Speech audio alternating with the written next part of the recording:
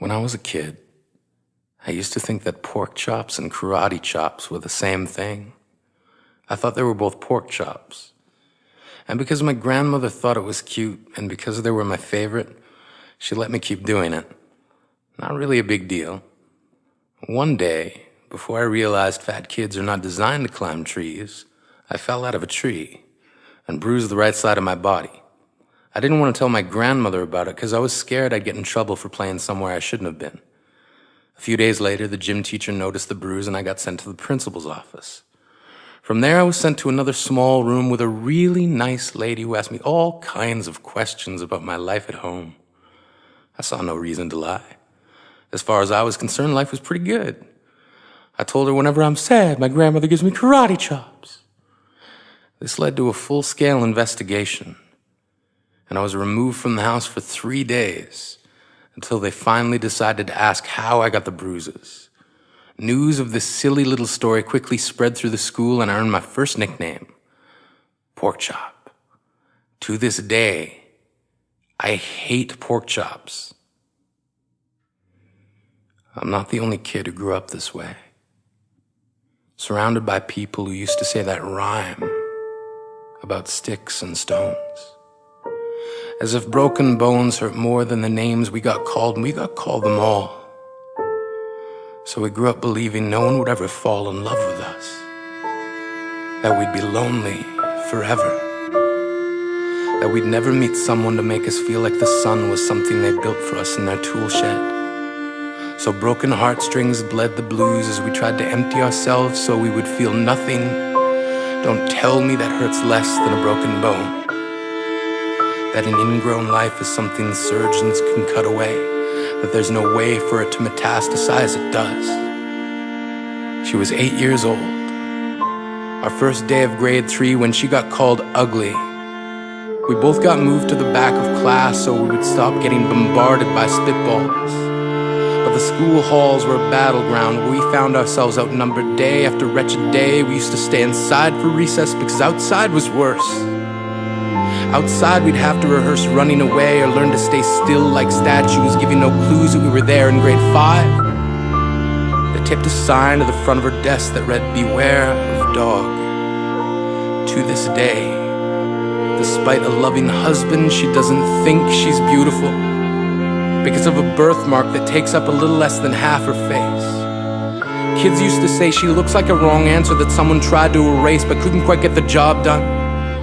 And they'll never understand that she's raising 2 kids whose definition of beauty begins with the word mom.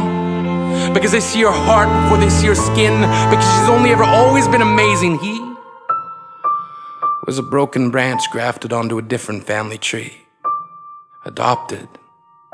Not because his parents opted for a different destiny. He was 3 when it became a mixed drink of 1 part left alone and 2 parts tragedy.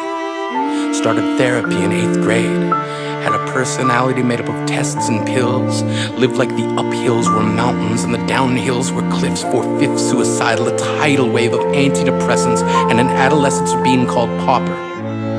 1 part because of the pills, 99 parts because of the cruelty. He tried to kill himself in grade 10 when a kid who could still go home to mom and dad had the audacity to tell him, "Get over it." As if depression is something that can be remedied by any of the contents found in a first aid kit. To this day, he is a stick of TNT lit from both ends. Could describe to in detail the way the sky bends in the moments before it's about to fall. And despite an army of friends who all call him an inspiration, he remains a conversation piece between people who can't understand. Sometimes being drug-free has less to do with addiction and more to do with sanity. We weren't the only kids who grew up this way. To this day, kids are still being called names. The classics were, "Hey stupid," "Hey spaz." Seems like every school has an arsenal of names getting updated every year. And if a kid breaks in a school and no one around chooses to hear, do they make a sound? Or they're just background noise from a soundtrack stuck on repeat when people say things like kids can be cruel? Every school was a big top circus tent, and the pecking order went from acrobats to lion tamers, from clowns to carnies. All of these miles ahead of who we were freaks. lobster-clawed boys and bearded ladies, oddities juggling depression and loneliness, playing solitaire, spin the bottle, trying to kiss the wounded parts of ourselves and heal. But at night, while the others slept, we kept walking the tightrope. It was practice, and yes, some of us fell. But I want to tell them that all of this is just debris left over when we finally decide to smash all the things we thought we used to be. And if you can't see anything beautiful about yourself, get a better mirror. Look a little closer. Stare a little longer. Because there's something inside you that made you keep trying despite everyone who told you to quit.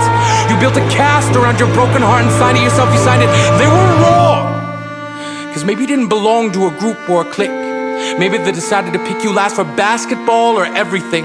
Maybe you used to bring bruises and broken teeth to show and tell but never told. Because how can you hold your ground if everyone around you wants to bury you beneath it? You have to believe that they were wrong. They have to be wrong.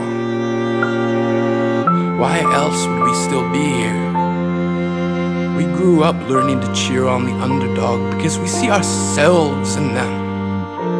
We stem from a root planted in the belief that we are not what we were called. We are not abandoned cars stalled out and sitting empty on some highway. And if in some way we are, don't worry. We only got out to walk and get gas. We are graduating members from the class of we made it. Not the faded echoes of voices crying out names will never hurt me. Of course, they did.